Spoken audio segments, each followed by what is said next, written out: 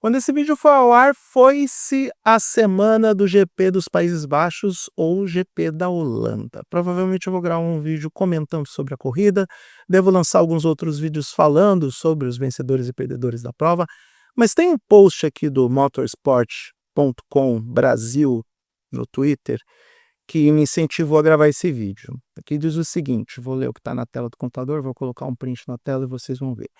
O Motorsport quer te ouvir.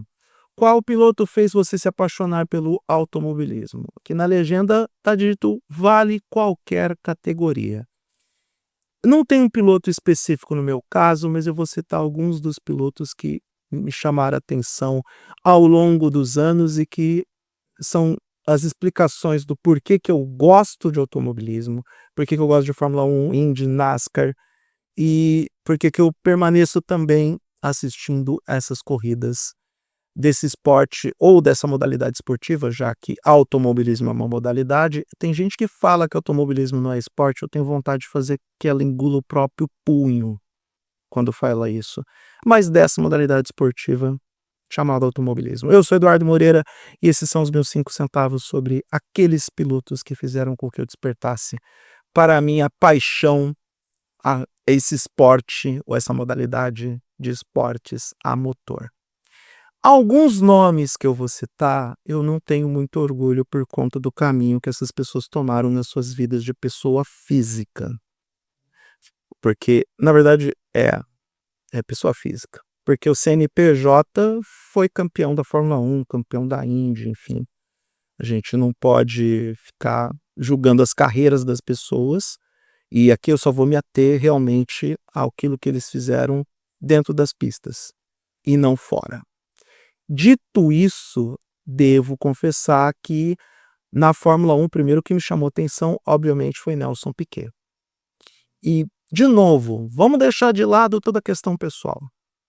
Um cara que entendia na hora de acertar carros, passou a perna no Mansell nas temporadas de 86 e 87 para acertar aquela Williams, que era uma Williams muito boa.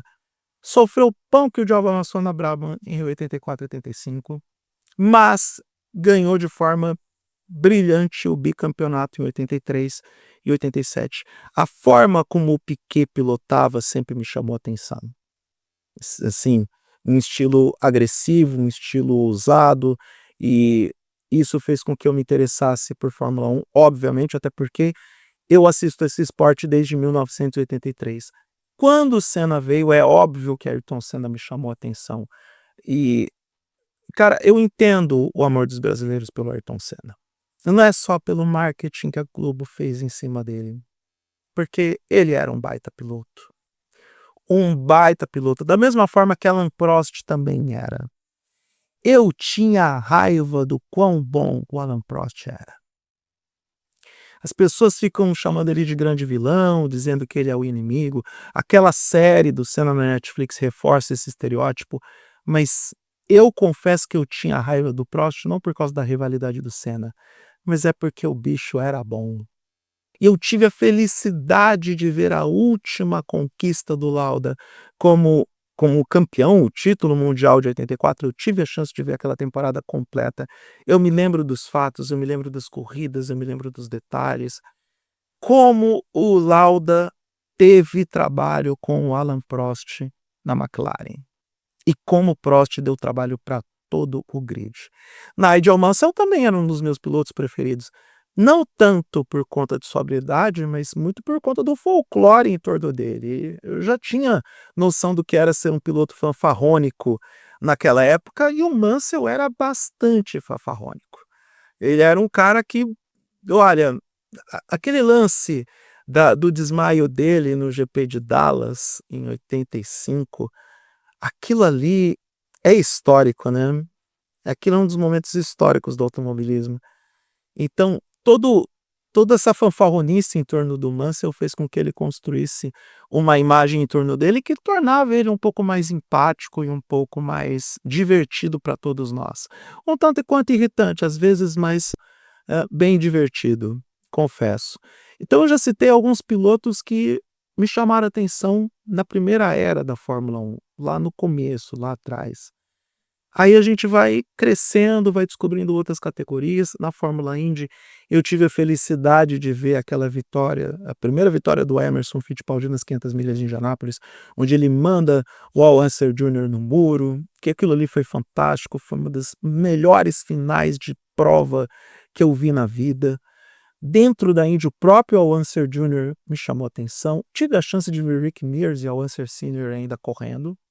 Tive essa felicidade. Mário Andretti, se não fosse a Fórmula Indy, eu jamais teria testemunhado o Mário Andretti correr. Michael Andretti na Indy era um cara bom. Ele não foi porcaria nenhuma na Fórmula 1. Ele quase perdeu a vida em Interlagos na prova de 93, quando ele, no final da reta dos boxes, ele destrói a McLaren logo na largada. Mas na Fórmula Indy, o Michael Andretti era muito bom. Exceto o fato dele ser um dos pilotos da família Andretti que não conquistou as 500 milhas de Indianápolis. O único Andretti que conquistou a prova mais importante do mundo ainda responde pelo nome de Mário Andretti. Michael Andretti não teve esse triunfo. Juan Pablo Montoya sempre me chamou atenção, mesmo na Indy ou na Fórmula 1, na NASCAR também, ainda mais pelo fato que o Montoya bateu num jet car, daqueles caminhões que secam a pista depois, quando acontece uma chuva. Isso aconteceu em Daytona. Ele simplesmente fez o jet dryer explodir com uma batida contra o carro que estava secando a pista, mas ainda assim admiro o Montoya. Que mais na Indy? Não tem como não falar de Fórmula Indy sem falar do Sebastian Bourdais, que era outro cara que eu tinha raiva de quão bom que ele era na Indy. Não foi nada na Fórmula 1, mas na Indy 4 títulos na categoria. Que mais? Gil de Ferran, Hélio Castro Neves, todos esses pilotos sempre me inspiraram a assistir as provas, a assistir as corridas na Indy e fizeram com que a categoria se tornasse popular aqui no Brasil também. Tony Kanaan, que até, sei lá, 2 anos atrás ainda estava disputando as 500 milhas de Indianápolis. Tive a chance de assistir a carreira desses pilotos inteira, de fio a pavio, algo do qual eu tenho muito orgulho disso. Indo para NASCAR, olha, Tony Stewart, eu gostava muito do Tony Stewart, mesmo, apesar de todas as questões que permeavam a pessoa dele, a carreira dele. Tony Stewart, que correu na NASCAR, correu na Indy, fez o double de 500 milhas de Indianápolis, fez as 2 provas no mesmo dia. Quem mais? Jimmy Johnson, 7 vezes campeão da NASCAR, outro piloto que me chama muita atenção, chamava enquanto eu assistia. Tive a chance de ver o lendário Dale Earnhardt correndo, e é curioso porque a primeira vez que eu assisti a NASCAR com racionalidade e consciência na vida foi na década de 90. Eu ainda era criança / adolescente. Eu fui visitar uma amiga nossa, na verdade fui visitar uma amiga minha e, por tabela, o sobrinho dela. É uma das coisas do meu passado que as pessoas descobrem de forma aleatória. E ele estava assistindo a NASCAR.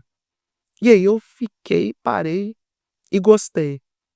Dale Earnhardt Jr., outro piloto que eu gostava bastante, apesar de muita gente achar que ele é marketing. Dessa nova geração, Chase Elliott é um cara que me motiva a seguir assistindo a categoria. Alex Palou, na Fórmula Indy. Como não gostar do Alex Palou? Pelo amor de Deus, 4 vezes campeão da categoria em 5 anos. Venceu esse ano as 500 milhas de Indianápolis. No momento que eu estou gravando esse vídeo, algumas pessoas falam que ele é cotado para ir para a Red Bull na Fórmula 1, o que eu duvido que aconteça, porque ele mesmo já afirmou que vai continuar com a Ganassi, mesmo com as brigas do passado com o Chip Ganassi. Voltando a falar da NASCAR, eu já falei do nome do Chase Elliott. Bubba Wallace, porque é o segundo piloto negro da NASCAR a vencer na categoria. Ele está na equipe 23XI, que é uma equipe que é montada pelo Michael Jordan e pelo Denny Hamlin. Denny Hamlin, outro piloto que chama minha atenção, se bem que ele já está indo para a fase final da carreira dele. Brad Keselowski, Joey Logano. Todos esses pilotos são, como que eu vou dizer?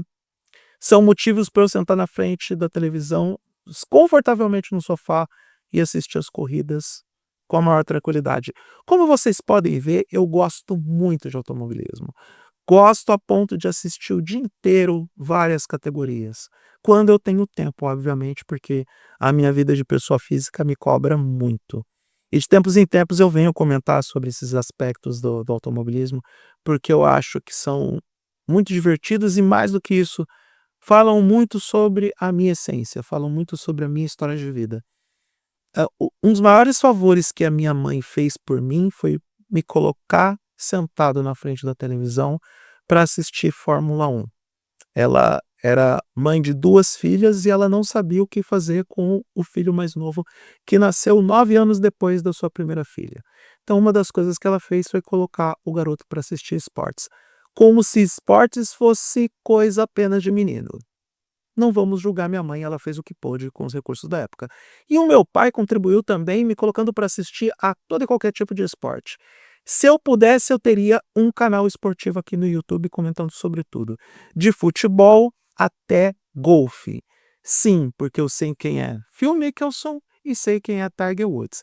E não, eu não sei quem é Tiger Woods apenas e tão somente por causa dos casos que ele teve, onde ele perdeu o contrato com a Nike, ficou, assim, numa situação meio difícil, né, porque 5 coleguinhas ao mesmo tempo não é algo muito fácil a se administrar, mas ele é um baita golfista. Então é isso, tá respondida a pergunta, né, qual piloto fez você se apaixonar pelo automobilismo? Na verdade não existe o qual, existe os quais, os vários, e é por isso que eu tenho tanta paixão por esse esporte, porque vários pilotos contribuíram para que eu viesse aqui de tempos em tempos comentar sobre as conquistas, desastres e polêmicas dos esportes a motor. Por hora é isso, vai lá no eduardomoreira.com.br para ler alguns artigos interessantes sobre tecnologia, esportes, música e tudo mais. Se inscreva no canal, dê o like, eu sou Eduardo Moreira, compartilhe esse conteúdo também porque vale a pena. E um abraço para todo mundo e até a próxima.